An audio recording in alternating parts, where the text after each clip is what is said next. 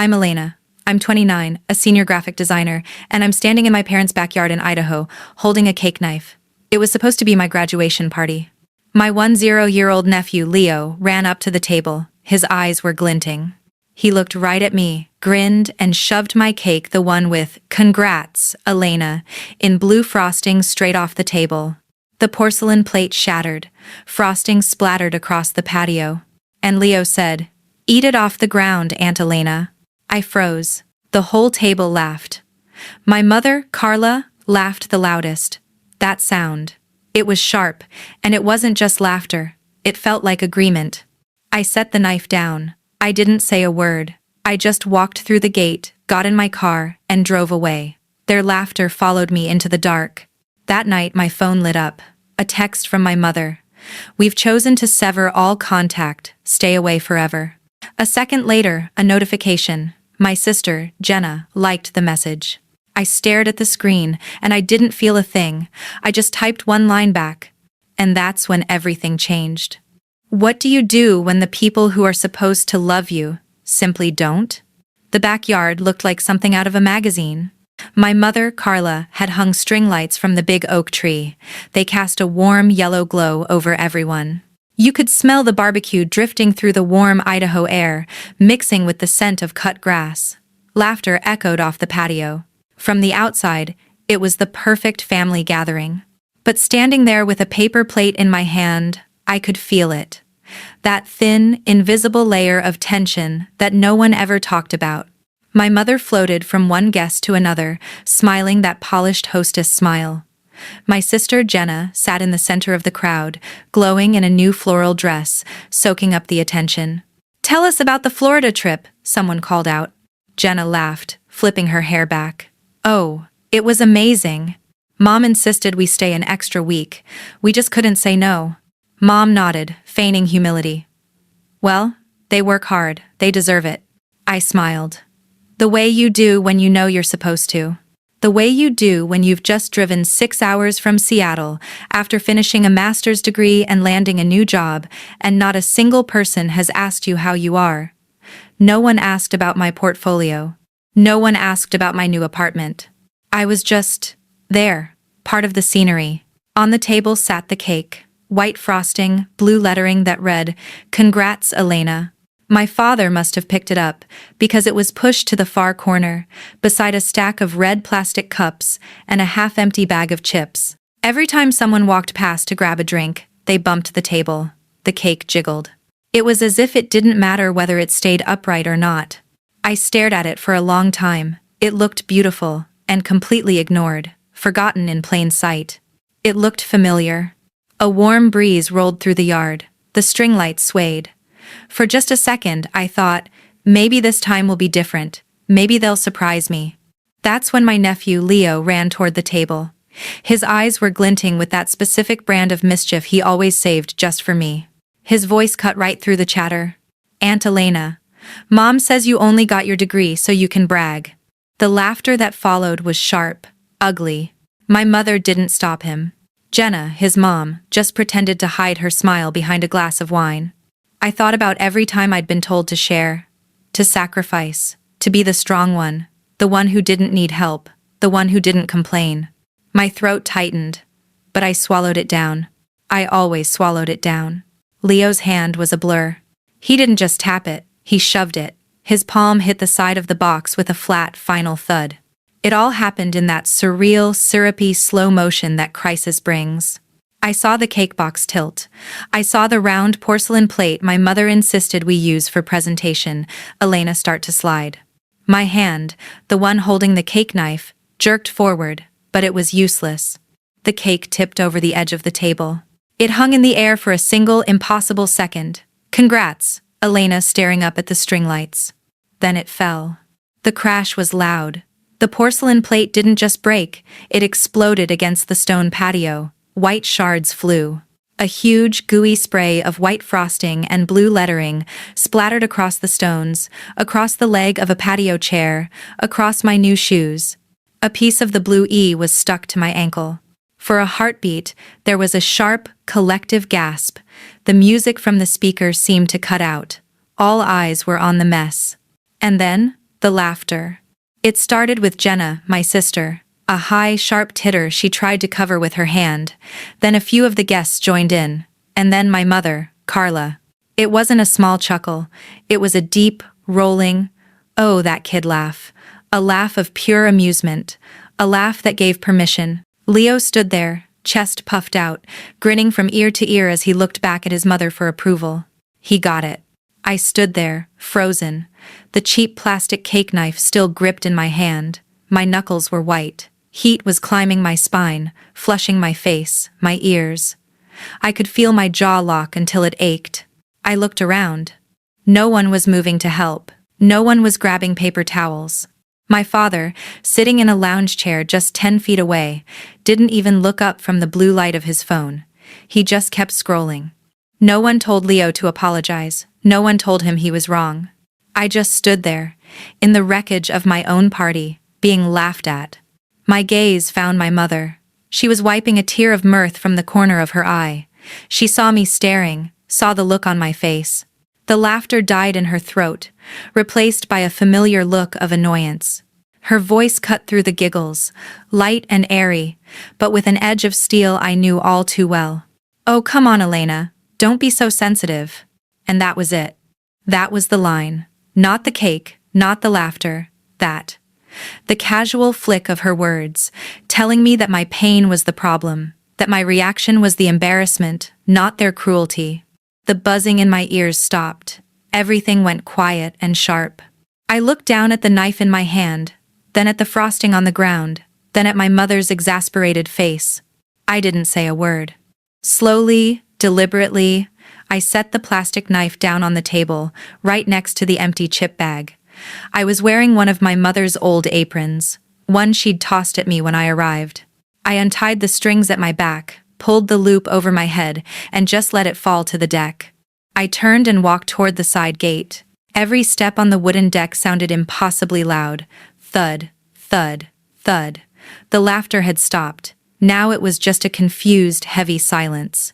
I could feel their eyes on my back. I didn't care. I didn't run. I walked. Through the gate, down the driveway to my car parked on the street. I got in. The sound of the car door closing was a relief.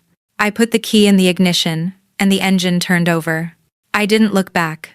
I just pulled away from the curb, the glow of the string lights disappearing in my rearview mirror. I got on the highway. It was dark. Just the white lines of the road pulling me forward. I drove for hours, heading back to Seattle. The radio was off. And I realized something. I wasn't crying. I wasn't angry. I wasn't even shaking anymore. I just felt empty. That little part of me, the one that had spent 29 years trying and hoping and bending itself into knots to finally get it right, to finally earn their approval, it was gone. It hadn't just snapped. It had turned to dust and blown away somewhere over the dark Idaho farmland. I was done. I got back to my Seattle apartment well past midnight. The drive was a 6-hour blur of dark highways and the rhythmic thwack-thwack of the windshield wipers. I don't remember most of it. I just remember my knuckles were white on the steering wheel. My apartment was dark, silent. I dropped my keys on the counter. The small clack of the metal felt impossibly loud. I kicked off my shoes, the ones still flecked with frosting, and just stood there in the entryway, the silence of my own home wrapping around me. Rain streaked down the big windows, blurring the city lights into a soft, watercolor glow. It was a relief, this quiet. I was exhausted, bone-deep tired. I was about to fall into bed, still in my clothes, when my phone buzzed on the counter.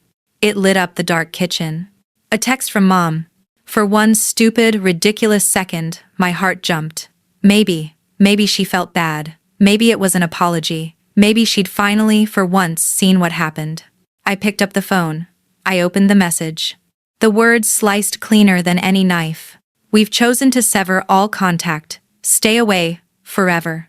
I stared at it. I read it again, and again. Just stared. A few seconds later, a small red heart popped up next to the message bubble. Jenna. My sister had liked it. She liked my banishment. My reflection glowed faintly on the dark screen. I waited for the crushing weight in my chest. I waited for the hot tears to burn my eyes. I waited for the anger, the panic, the desperate urge to call and scream, "What is wrong with you?" Nothing. I felt absolutely nothing. The exhaustion from the drive, from the party, from the last 29 years, it had finally burned itself out. It had burned away all the sadness, all the hope, all the desperate need to be loved by them. And in its place was something cold, something hard, something I hadn't felt in a very long time. Clarity. My hand was perfectly steady as I walked to my desk. I opened my laptop. The blue light flickered across the room. I didn't open my email. I didn't open my design portfolio. I opened my budget spreadsheet. It blinked open. An old file I hated looking at. 2 rows, near the bottom, under a category I'd labeled Family Support, Auto Draft. Parents Mortgage, FS, C, Vance, $400 monthly. Jenna's SUV, J Vance, $640 monthly. Both loans co-signed by me, 3 years ago. Both payments automatically withdrawn from my account. Every single month. Over $1,000, gone, before I even paid my own rent. I remembered standing in the bank, pen in my hand. I'd just landed my first big promotion at Vivid Designs. Mom had her arm around me, her voice so warm.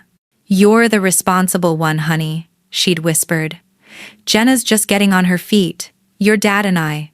We just need a little help. It's what family does. You just help the family out." Back then, it felt like love. It felt like I was finally needed. Staring at the spreadsheet, at the thousands of dollars I'd paid for people who laughed at my humiliation, I finally saw it for what it was. It wasn't love.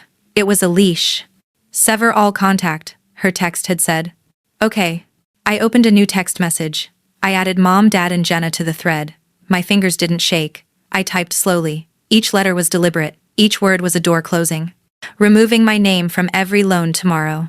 No emojis, no explanation, no anger. I hit send. The phone chimed once, then fell silent. I picked it up, turned it over, and placed it face down on the counter. The rain outside grew louder. I poured myself a glass of water and watched the condensation slide down the side. For the first time in my life, silence didn't feel like surrender. It felt like control. They wanted me gone? Fine.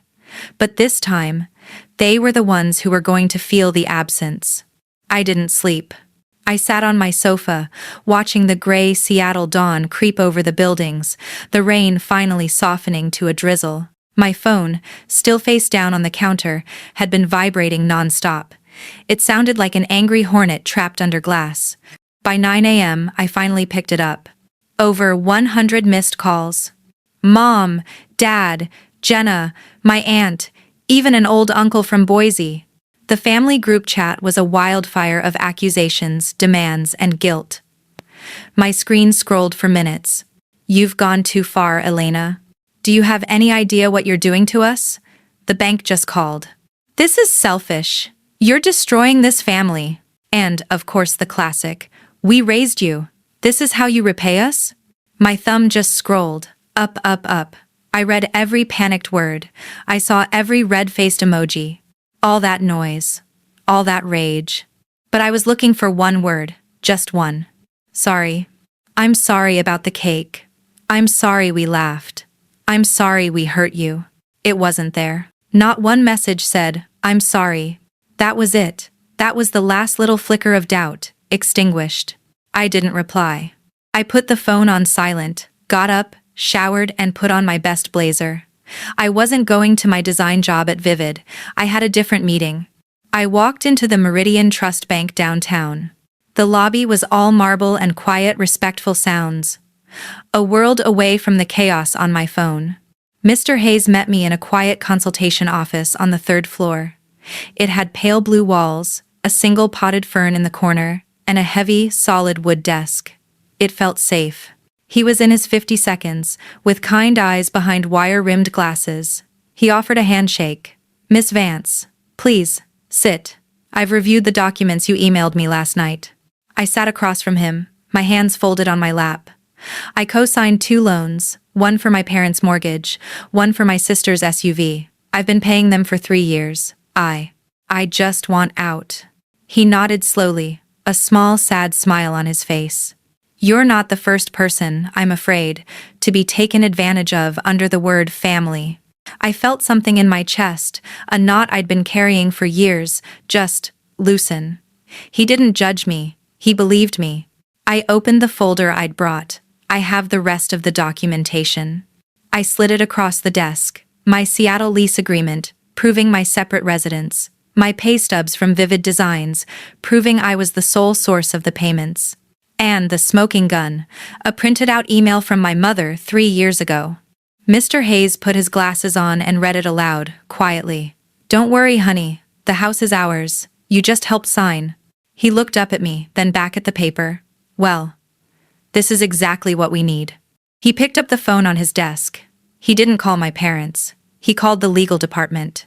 Yes, I have Miss Elena Vance here in my office. We are starting the release process for co-borrower liability on accounts 4,405 and 7,712. Removal effective immediately, based on provided evidence of non-residence and non-benefit. He listened, then hung up. He slid a thick stack of papers toward me and a heavy bank pen. You'll need to sign here, here, and here. I picked up the pen. My hand was shaking. Not from fear. Not from sadness. From release. My signature, usually so neat the signature of a designer, was messy. I didn't care. I signed the last page. Mr. Hayes took the packet, straightened the pages, and thud. He stamped the final page with a heavy, embossed official seal. The sound echoed in the quiet blue room. It was the most final sound I had ever heard. He slid the top copy back to me. You did the right thing, Miss Vance. We'll handle the rest. I walked out of the Meridian Trust building and the Seattle wind hit my face. It was cold, sharp, and it smelled like rain and coffee. I pulled my blazer tighter, but my chest felt a light. Lighter than it had in years. I felt like I could actually breathe. I stopped at a small cafe on the corner, one I'd passed 100 times but never gone into. The bell tinkled when I opened the door. The smell of roasted espresso beans was warm and rich. When the barista handed me my cappuccino, she smiled. A genuine tired end-of-shift smile. Have a good day, she said. I met her eyes. And I said something I hadn't been able to say and mean in a very long time. I will. I sat by the window for an hour, just watching people walk by, sipping my coffee. My phone was still silent. I didn't check it. I just existed. That evening, as I was cooking pasta in my small kitchen, the silence broke. The phone didn't just buzz. It lit up like a Christmas tree, the family group chat glowing on the screen. The accusations from the bank had clearly landed. How dare you ruin our credit? Dad's card was just declined at the grocery store. Are you happy? You're heartless, Elena. You're nothing but selfish. I read the messages, one after another. The old panic, the familiar sting of guilt. It was there, but it was muffled. It was like hearing them yell from behind a thick, soundproof wall. The wall I had built. I put my fork down, wiped my hands, and picked up the phone. I knew what I had to say. It wasn't an argument. It was a conclusion. I typed one calm line. I just stopped paying for people who laughed when my cake hit the floor. I hit send. Then I blocked the group. I blocked Mom. I blocked Jenna. I blocked Dad. The silence that followed was absolute. 3 days passed. 3 days of nothing. No calls, no texts. I went to work at Vivid Designs. I sketched out a new logo. I ate lunch with my colleagues. I came home. It was normal. Too normal. Then, on Thursday night, the knock came. It wasn't a knock. It was a pounding. Sharp, angry, relentless. Boom, boom, boom. Each pound vibrated through the thin walls of my apartment. It echoed in my chest.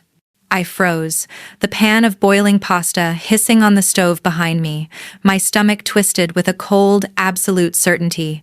I knew exactly who it was. I crept to the door and looked at the video intercom screen. My mother and my sister.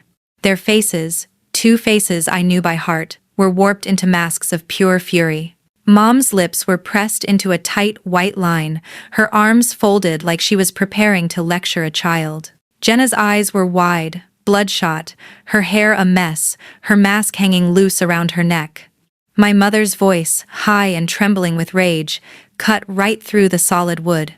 "Elena, open this door. Open this door right now. We need to talk." I didn't move. I just watched them on the tiny screen.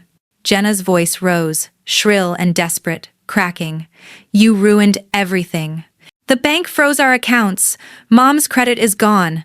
My car is about to be repossessed, Elena. Do you think this is funny?" Funny. The word stung. Not because of what she said, but because that's how they'd always treated me. As a joke. As the strong one who didn't get to have feelings. Jenna's hand, balled into a fist, slammed against the door. Boom! "You're selfish. You're heartless." Then, Mom's voice. Lower, more dangerous. "We are your parents, Elena. You don't treat family like enemies." I just stood there, my hand hovering over the intercom button, my heart hammering against my ribs. They were right. You don't treat family like enemies. But you don't treat intruders like family either. The pounding was relentless. Boom, boom, boom. My mother was yelling, "Elena, you are embarrassing this family. Open this door." Jenna was sobbing, "I'm not leaving. You're going to fix this. You have to." My heart was a trapped bird against my ribs. The old me, the good daughter Elena, would have opened it. She would have caved. She would have apologized for their bad behavior, just to make the noise stop. But she wasn't here anymore. I took one, slow, deep breath. The air shuddered in my lungs. My mind went perfectly calm. I backed away from the door, pulled out my phone. My fingers were cold, but they didn't fumble. I didn't open my texts. I didn't open my call log. I opened the voice recorder app and hit record. Then, I quietly, deliberately, dialed 911. The dispatcher's voice was a lifeline. Calm, professional. 911. "What is your emergency?" I kept my own voice a whisper, my eyes fixed on the video intercom screen, on their furious, distorted faces. "I have 2 individuals at my apartment door. They are pounding, screaming, and refusing to leave. I'd like to report trespassing." The dispatcher asked the inevitable question, "Do you know them, ma'am?" I watched them. My mother, Carla. My sister, Jenna. Yelling, pleading, demanding. "Do I know them?"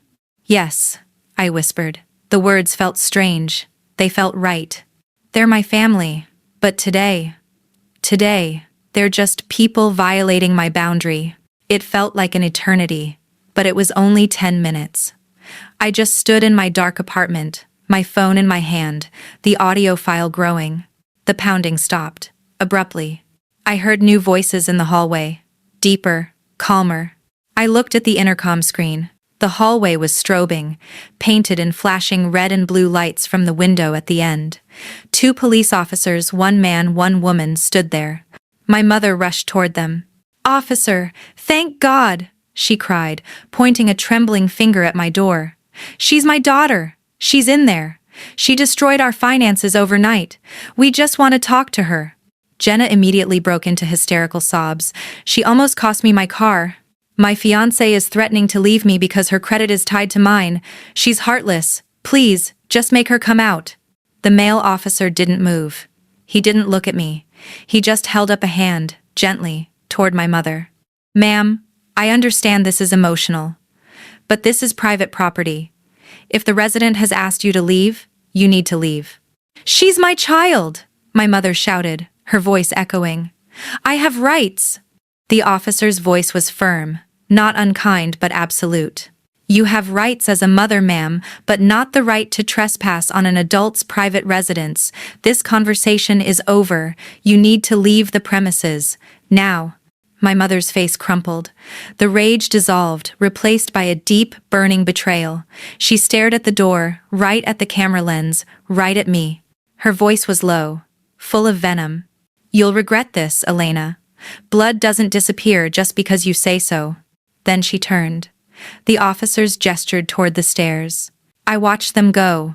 I watched the 2 officers follow them down the stairwell. Their footsteps were heavy, defeated, fading into the distance.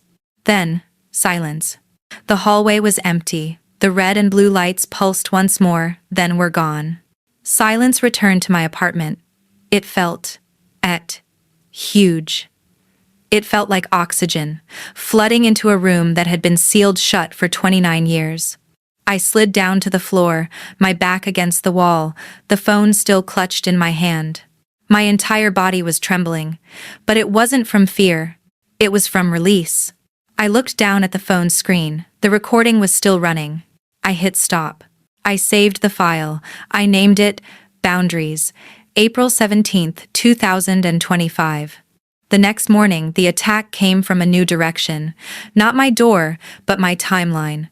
My phone buzzed with a message from an old high school friend. "Elena, what is going on? Look at Facebook." My heart didn't pound. It just felt tired. I opened the app. My mother, Carla, had made a public post. Her profile picture was a smiling, happy photo of us from years ago. The post was in all caps. "Sometimes the child you trust the most is the one who betrays you the worst. Our daughter, Elena, stole from her parents, destroyed our credit, and refuses to help. Some people never learn gratitude." Below it, the comments were a flood of digital pitchforks. Relatives, old neighbors, people I hadn't seen in a decade. So ungrateful. After all Carla did for her.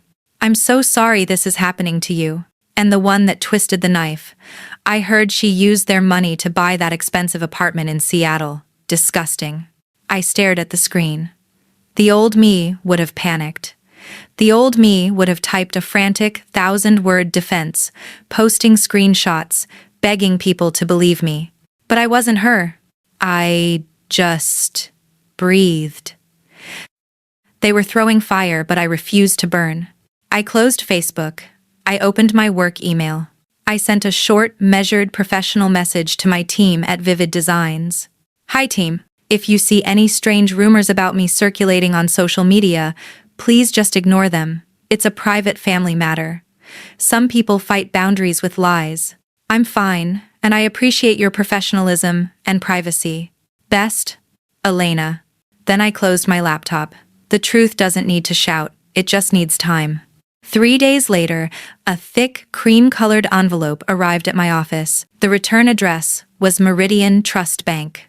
Inside, on heavy, official letterhead, was a document. The seal was embossed gold at the bottom. It shimmered under my office's fluorescent lights.